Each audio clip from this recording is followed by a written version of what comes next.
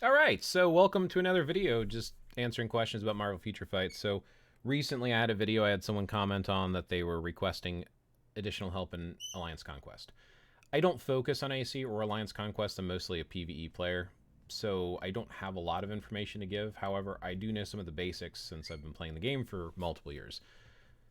So here's a few thoughts that I have. The first thing I want to point out is cards. So your cards play a factor when you are playing any game mode. My particular card set is focused on PvE. When you think of PvE, you think of important stuff like you always want to cap your ignore defense and your cooldown on all your characters.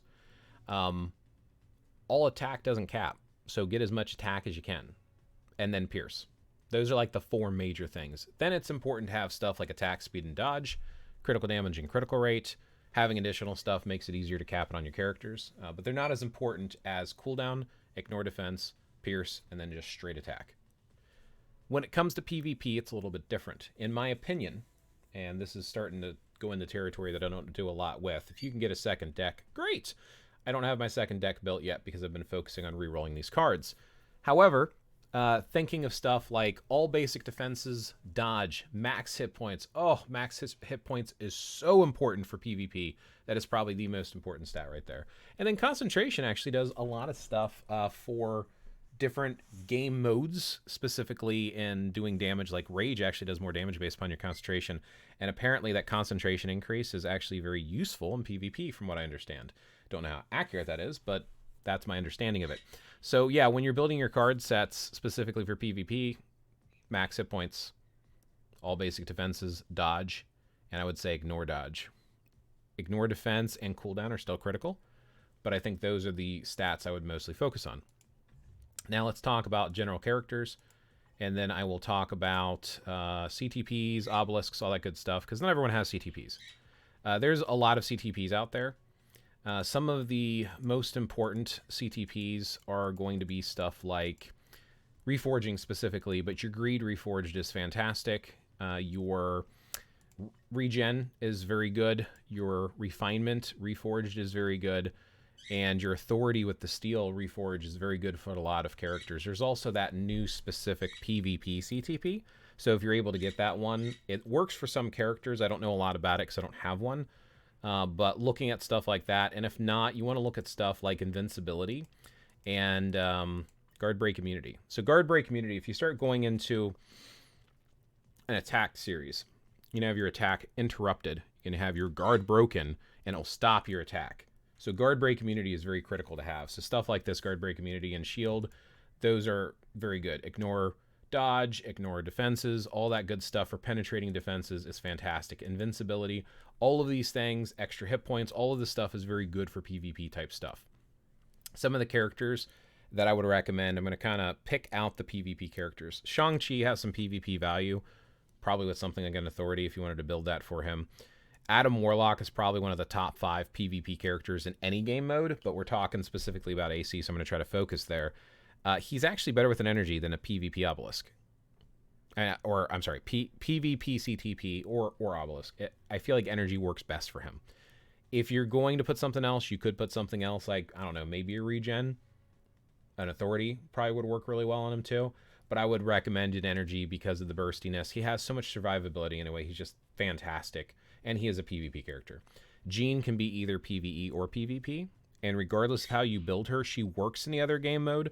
But however you focus her and the CTP you give her shows you where she's going to shine. So if you want to do a PvP build and be one of the best Jeans, then focus on that. And she's probably one of the top 5 PvP characters as well, even though she's pretty expensive. Moving on, let's see. Spider-Man is a fantastic PvP character. Something like an Authority or maybe a Greed. Regen probably could work on him too. So either way, a tier 4 Spider-Man does a phenomenal job and is absolutely brutal. Thanos, his new uniform is PvE. If you're going to use him in PvP, I highly recommend Obsidian King. I know it's an older uniform. He's actually not as good as some of the other characters, but he's still very strong and has a tier 4. But Obsidian King tends to do better from what I've seen in PvP game modes. Wolverine, I don't know why I clicked Magneto. I'm trying to roll the mouse wheel. Wolverine is probably one of the top 5s in PvP, at least top 10s in my opinion. You absolutely 100% want to give him his artifact. His artifact basically gives him like this little second life invincibility type stuff, and it's powerful. Without it, he struggles a little bit, but with it, brutal. So yeah, try to get his artifact if you can. Even without his artifact, he can get a tier 4. As you can see, I've got a greed on him with ambush. He's a pretty strong character, and in PvP he really shines, and honestly he's better at PvP in my opinion. Carnage is probably one of the top PvP characters, probably top 5. Very brutal character. I would recommend building him for PvP. Hulk, if you build him for PvP, he also does good in PvE. It's kind of weird like that. The more hit points he has, the more damage he deals. He's a really weird, wonky character, but he can get a tier 4. He's very powerful. So I would probably put him in the top 10, even though he's starting to fall off a little bit. He's still really powerful. Mephisto does okay, but not really anything to write home about. Gore is a very strong PvP character, native tier 3. I think he's a native tier 3, but he's really strong. And on a lot of these characters, I've got authorities with the steel. I just don't focus on PvP, so I don't have them all really well flushed out.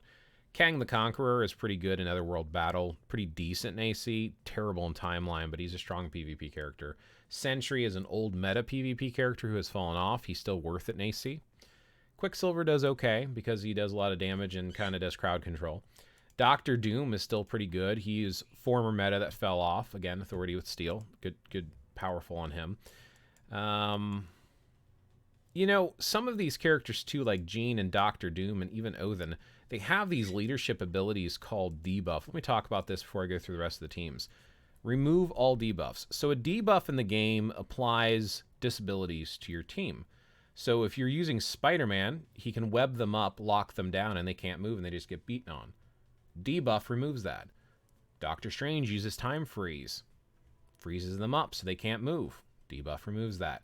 That 12 seconds means every 12 seconds it'll remove every debuff applied to your team. Removes debuff as a leadership or a passive on your team is almost required if you don't want to get your ass stomped by someone like a Spider-Man or a Doctor Strange or something. So just keep that in mind. So some of these characters have it as leadership, some of them have it as passives. So when I'm talking about these characters, I'll point out a few of those things there. Like, as I mentioned, Odin, even though he's a PvE character, he does have the leadership. I started thinking about that because Strife right here, Strife has a passive. So his passive, just by him being on the team, he doesn't need to be in the wrong passive. He doesn't need to be in the leadership position. Is it on his uniform? Maybe it's on his uniform. I know he has it. I'm not losing my mind here. There it is. It's his uniform. I apologize. So it's his uniform ability, but it's passive. It's applied just by being on the team. He doesn't need to be in the leadership position to do the removes all debuffs, and it applies to all allies. So he's a very strong character at a tier 3, and generally just strong, but with the remove debuffs, he's almost required for PvP teams. Silver Surfer, likewise, I think he has the leadership, but he is a former meta type of character, and not only does he have the leadership, but he also has, removes all debuffs leadership, but he also has reflect ability, which can basically have people kill themselves by attacking you, which is pretty awesome. Sabretooth has got some value, kind of more of a budget. Emma Frost is old school meta PvP. She's dropped down a lot, but she's still super powerful with the uniform. Who else? Ancient One is surprisingly super strong, considering she's more of a budget PvP character, but if you build her and put on her team, she does really well. She's hard to kill, and with the Steel Authority, she's even more harder to kill, and she does pretty decent damage, considering. So she's kind of worth building as sort of a budget character. Daredevil is part of one of the 2 theme-based teams. The Defenders team, Daredevil's great to have. He is a PvP budget character. You need the uniform, of course. Almost all these characters you need the uniform for. He's a fantastic character. Hela, you want her artifact and her uniform. It's like Wolverine's, pretty much gives her second life, makes her very hard to kill. If you build her up pretty tanky and give her a good CTP, or at least a powerful obelisk, but CTP preferably, she's just really hard to take down. She does decent damage, and when you build her up properly, she can be a nightmare to fight on PvP teams. Icarus, great leadership, works well with Cersei, who we'll get to in a minute here. Blue Dragon has removed debuffs and a buff for all of the Warriors of the Sky characters, and that's why Warriors of the Sky theme team, like the Defenders theme team, you have her leadership with like Shadow Shell, who gives some extra defenses, and Sunbird, who gives a second life to all of the team members, makes for a very killer PvP team. Let's see. Colossus, great support character. He has some Reflect built in. Very niche, but very powerful. Domino has some pretty good value in PvP. Not a lot, but pretty good. American Chavez have got some good passive. Drax is pretty decent in PvP. Iron Fist can go on defender teams, but honestly, you're probably better off with Luke Cage. We'll get to him. Daredevil and Jewel. Let's see.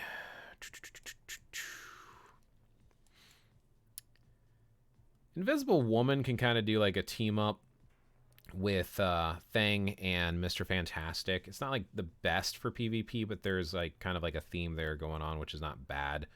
Cersei. Cersei has a passive for all of the Eternal characters, which removes all debuffs as a passive. So again, with Icarus's leadership, Cersei and someone like Thena or Makari, it's a great team up for PvP. And Cersei is absolutely brutal in PvP, and she's more of a budget character anyway. Wasp has got a passive for removes all debuffs, so she's great on teams as well. I think she only affects heroes, where Strife does for everyone. Let me find her passive really quick. Oh, no, it's all allies as well. Okay. She's not as strong as Strife, but she still does the passive removes all debuffs, which is important for PvP.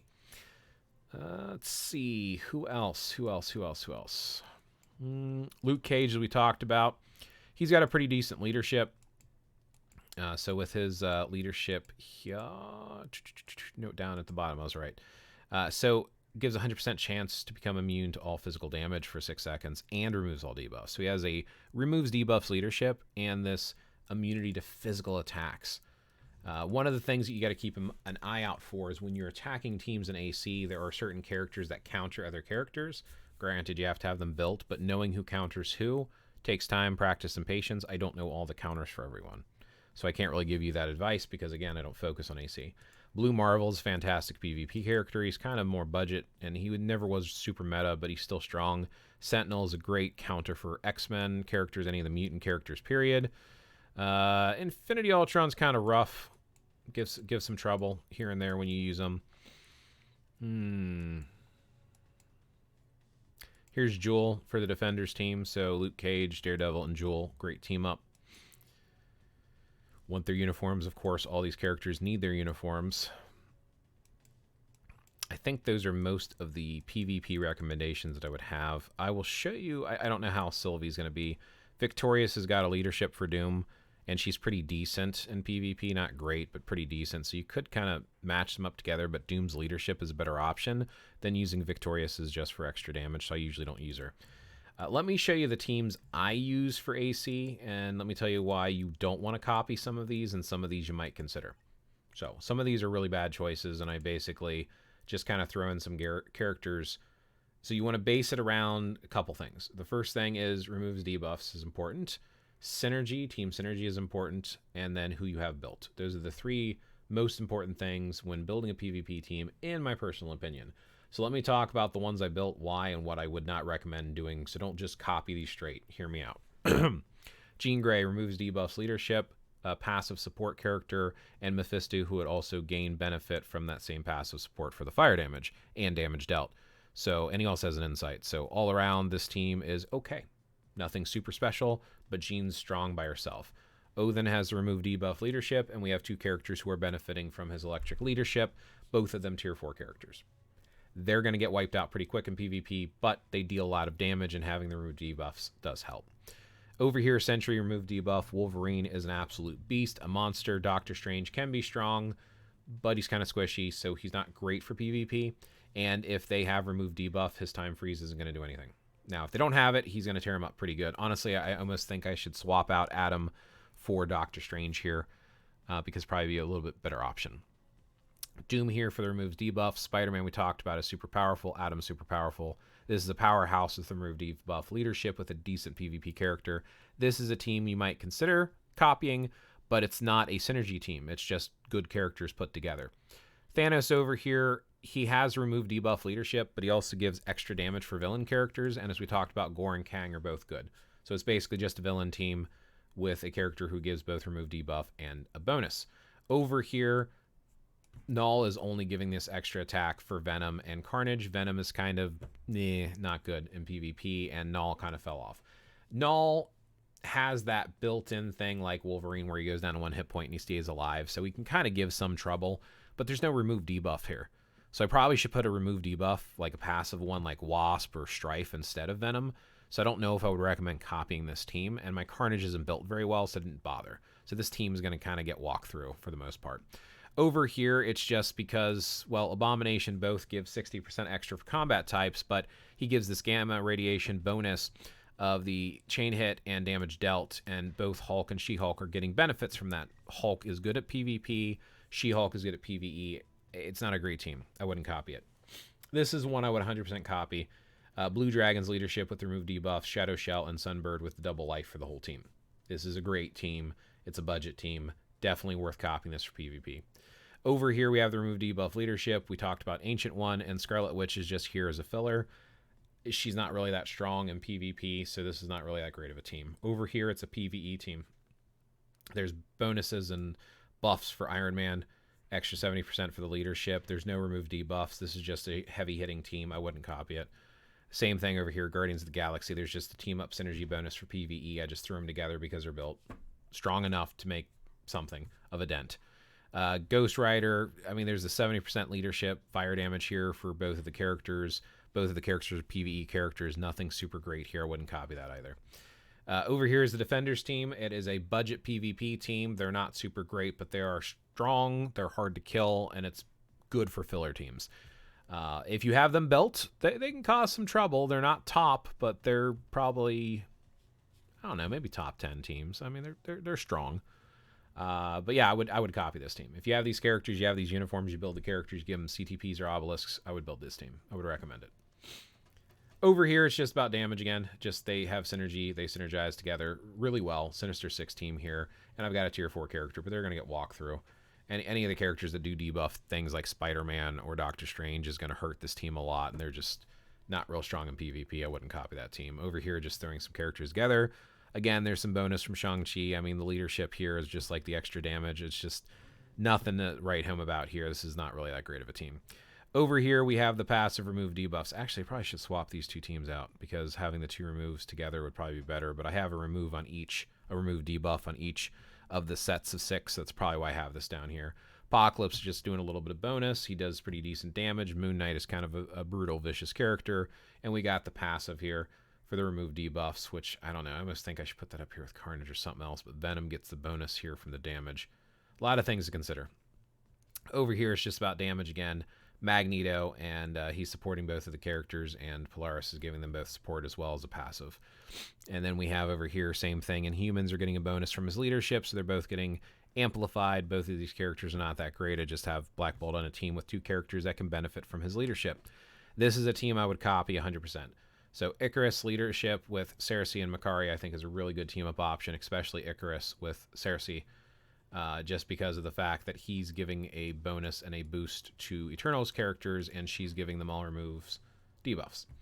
And then over here is just kind of like a mutant lead, and I don't even think he's considered a mutant, so I don't think he's other, so he's not even getting the bonus here, because this is specifically for mutant allies.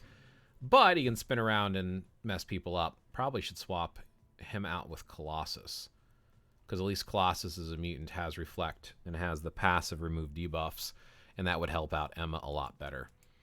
I didn't really think that one through, but that would probably be something. And that's the thing you got to think about when you're looking at these teams and you're building them.